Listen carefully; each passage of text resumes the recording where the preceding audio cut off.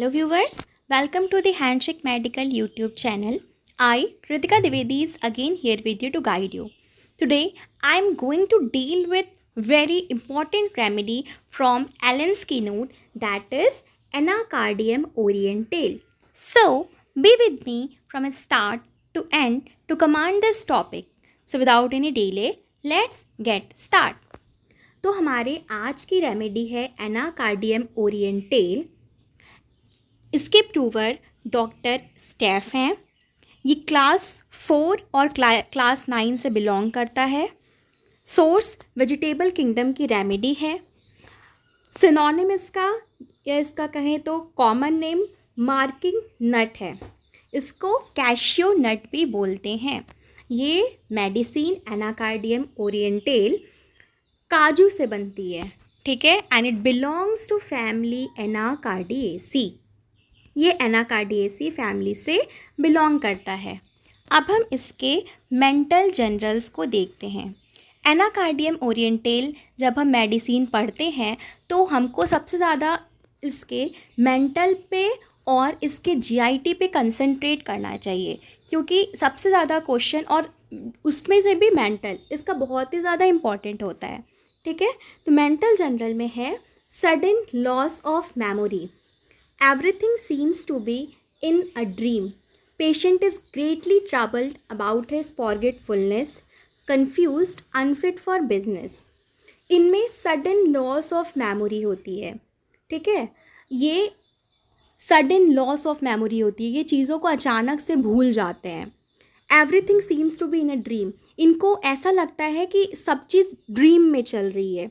कई बार ऐसा होता है कि जो चीज़ें रियलिटी में भी हैं वो इनको ड्रीम में लगती है, ठीक है. इस कारण से जो इसके पेशेंट होते हैं वो काफ़ी परेशान होते हैं, ट्रबल्ड होते हैं अबाउट हिज फॉरगेटफुलनेस, अपने फॉरगेटफुल नेचर के कारण. और ये काफ़ी कंफ्यूज भी होते हैं और इसी कारण से सडन लॉस ऑफ मेमोरी, ठीक है, फॉरगेटफुलनेस, कंफ्यूज नेचर के कारण ये अनफिट फॉर बिजनेस होते हैं. और क्या है, disposed to be malicious, seems bent on wickedness, ठीक है. इसके जो पेशेंट होते हैं उनमें काफ़ी दुर्भावना, द्वेष की भावना होती है, ठीक है. मैलिशियस मतलब क्या होता है, द्वेष, दुर्भावना. इट मीन्स जो इसके पेशेंट होते हैं उनमें डिज़ायर होता है to cause harm to someone, ठीक है, दूसरों को क्षति पहुंचाना, दूसरों को हार्म करना. ये इनका इसके लिए डिस्पोज होते हैं, डिस्पोज टू बी मैलिशियस. इनमें दुर्भावना होती है जिसके कारण seems bent on wickedness. Wickedness मतलब क्या होता है कि इनमें इतनी ज़्यादा दुर्भावना होती है कि ये इसके जो पेशेंट होते हैं वो काफ़ी मॉरली करप्ट होते हैं. विकेडनेस मीन्स ऐसे लोग जो मॉरली करप्ट हों, ठीक है, जिसके कारण वो मिस्चीवियस करें, मिस्चीवियस बिहेव करें, ठीक है, दूसरों को ट्रबल में डालें. तो इस तरह का इनका नेचर होता है. और हम देखते हैं इनमें और क्या होता है, irresistible desire to curse and swear. इनमें बात बात में इनका ये नेचर होता है कि ये बात बात में लोगों को कर्स करते हैं और स्वेर करते हैं, ठीक है. इसका मतलब फॉर एग्ज़ाम्पल जैसे कि इन लोगों को बोलना कि आपके साथ सो एंड सो कंडीशन हो जाए, ठीक है. ये इनकी ऐसा डिज़ायर होता है, irresistible desire to curse and swear. बात बात पे ये कर्स करते हैं, आपके साथ सो एंड सो कंडीशन हो जाए, ठीक है, आप इस प्रॉब्लम में फंस जाएं, या फिर ये बात बात में स्वेर करते हैं. इनमें ऐसा कंडीशन होता है जैसे कि मैं गॉड प्रॉमिस करता हूँ, ठीक है, मैं अपनी मदर की स्वेर खाता हूँ. इस तरह के इनमें इरेजिस्टिबल डिज़ायर होती है कर्स करने की और स्वेर करने की. और इनमें क्या होता है, lack of confidence in himself and others. इनको खुद पे कॉन्फिडेंस ही नहीं होता है, लैक ऑफ कॉन्फिडेंस, ना ही इनको खुद पे कॉन्फिडेंस होता है, ना ही अदर्स और दूसरों पे कॉन्फिडेंस होता है। मतलब खुद पे तो इनको कॉन्फिडेंस है ही नहीं कि मैं ये काम कर पाऊँगा, और इनको दूसरों पे भी कॉन्फिडेंस नहीं होता है कि दूसरे भी वो काम कर पाएंगे। ठीक है, और क्या होता है, feels as though he had two wills, one commanding him to do what the other forbids. For example, जैसे आप मूवीज़ या सीरियल्स में देखते होंगे कि जैसे कोई पर्सन है वो कुछ सोच रहा होता है, तो उसके सामने दो पर्सन खड़े रहते हैं। एक जो उसको ट्रुथ बताता है, जो उसको सही चीज़ बताता है, और दूसरा उस चीज़ को उसको करने को मना करता है।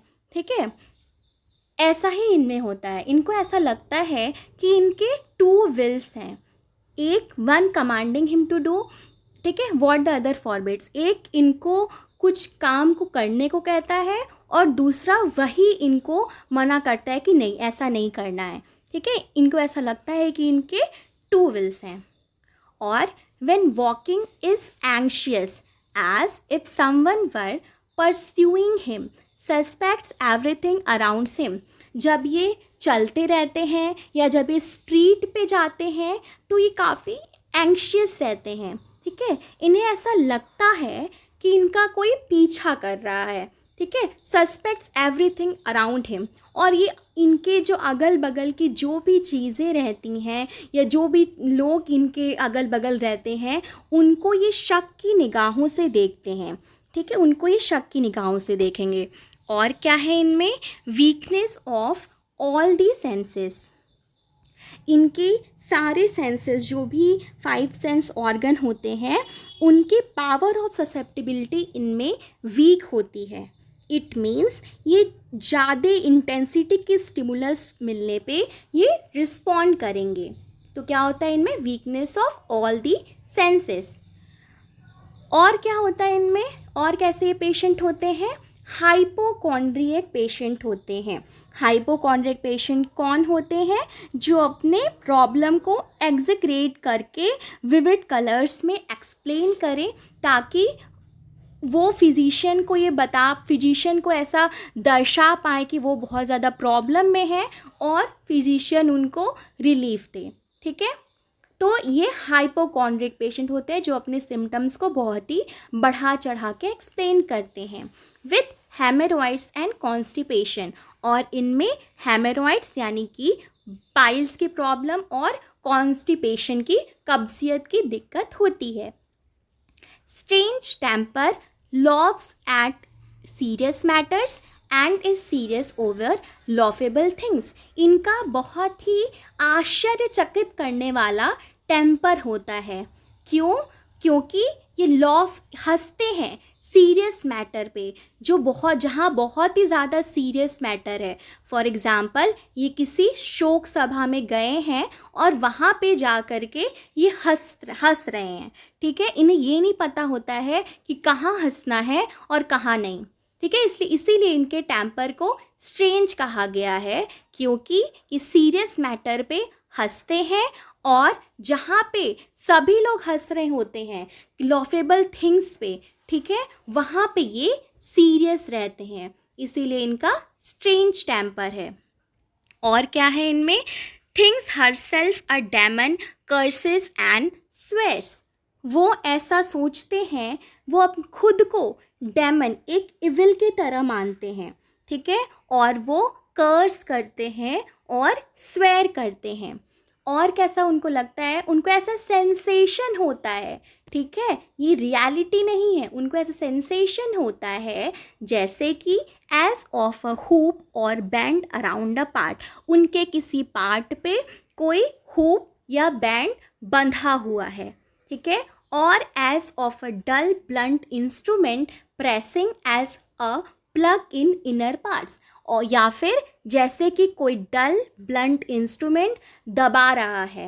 As of a plug in inner part, जैसे कि इनर पार्ट में इनके कोई प्लग फंसा हो, कुछ फंसा हो, ऐसा इनको सेंसेशन होता है, ऐसा रियलिटी नहीं है। ठीक है, अब हम इसके हेडेक के सिम्टम को देखते हैं। तो हेड के सिम्टम को देखते हैं, तो इनके हेड में हेडेक है, और हेडेक से इनको आराम कैसे मिलता है? Headache relieved entirely when eating, जब ये खाते रहते हैं तब इनको हेडेक के सिम्टम में आराम मिलता है। कैसे? इंटायरली, पूरी तरह से आराम मिलता है। कब? खाने से। और कब? When lying down in bed at night, और जब ये रात के समय अपने बेड पे लेटते हैं तब इनको आराम मिलता है। And when about falling asleep, और जब ये सोने के पहले या सोने जाते समय इनको आराम मिलता है। Worse during motion and work, और जब ये कोई एक्सर्शन वाला काम करते हैं तो इनके हेडेक का सिम्टम वर्स कर जाता है। ठीक है, या कोई ये मोशन करते हैं या फिर कोई वर्क करते हैं। और क्या है इनमें? अगर हम इसके गैस्ट्रिक सिम्टम को देखें तो इनमें गैस्ट्रिक एंड नर्वस हेडेक है। ठीक है, इनमें गैस्ट्रिक एंड नर्वस हेडेक है of sedentary persons. Gastric and nervous headache मतलब ऐसा हेडेक जो कि गैस्ट्रिक कंप्लेन से रिलेटेड है, एंड नर्वस हेडेक, ठीक है, of sedentary persons. Sedentary person कौन होते हैं? जो कि बैठ करके अपना काम करते हैं। ठीक है, जो ज़्यादा बैठने वाला काम करते हैं, उनकी हैबिट होती है, उनमें गैस्ट्रिक एंड नर्वस हेडेक देखने को मिलता है। ये हेडेक का हो गया। ठीक है, अब हम इसके जीआई सिम्टम के बारे में देखते हैं। तो इनमें क्या होता है?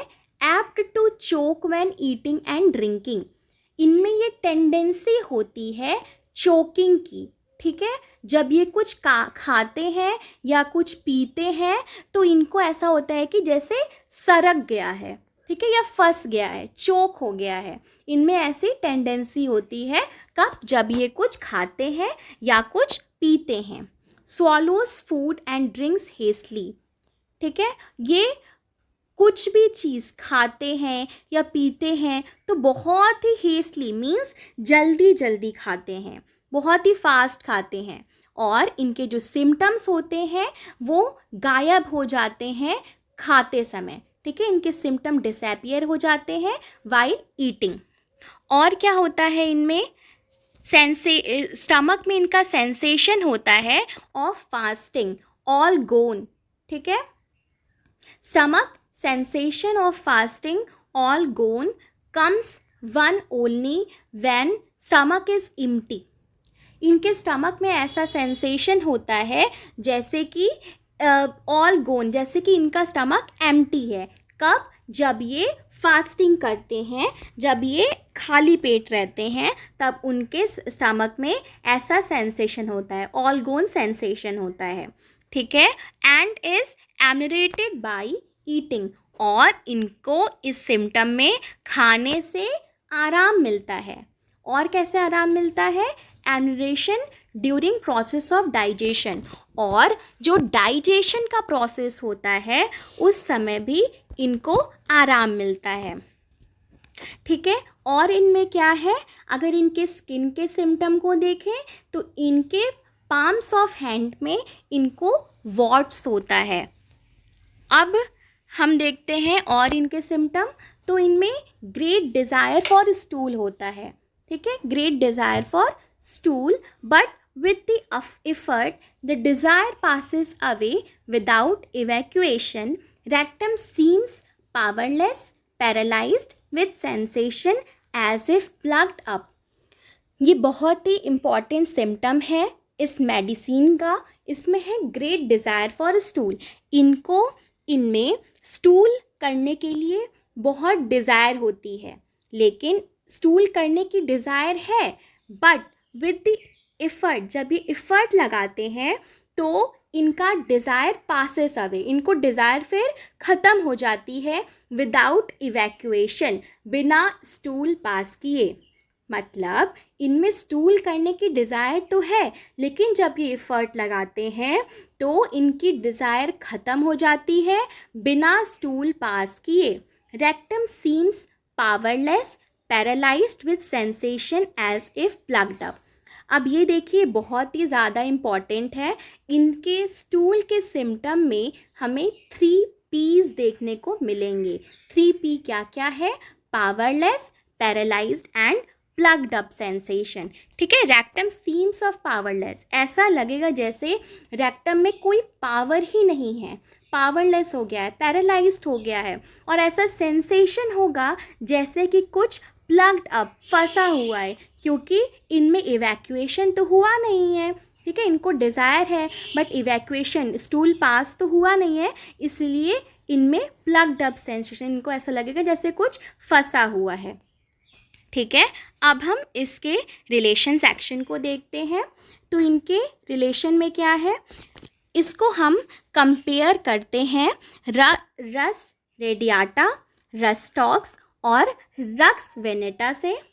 ठीक है, और इनके जो सिम्टम्स होते हैं, symptoms are prone to go from right to left. जो इनके सिम्टम होते हैं वो राइट साइड से लेफ़्ट साइड में जाते हैं, जैसा कि लाइकोपोडियम में भी होता है। Anacardium follows well after lycopodium and pulsatilla. Anacardium को हम लाइकोपोडियम और पल्सेटिला के बाद दे सकते हैं। लाइकोपोडियम और पल्सेटिला के बाद एनाकार्डियम उसको फॉलो करती है। ठीक है, Anacardium follows and is followed by Platina. और एनाकार्डियम को हम प्लेटिना के पहले और प्लेटिना के बाद दे सकते हैं। ठीक है, so that's all about Anacardium. I hope you learn the best. अब इसमें आपको कहीं पे भी अगर कोई कन्फ्यूज़न, कोई डाउट, कोई क्वेरी होगी तो आप कमेंट बॉक्स में ज़रूर पूछिएगा and I will surely respond to that. ठीक है, so that's all for today. So thanks for watching. Thank you.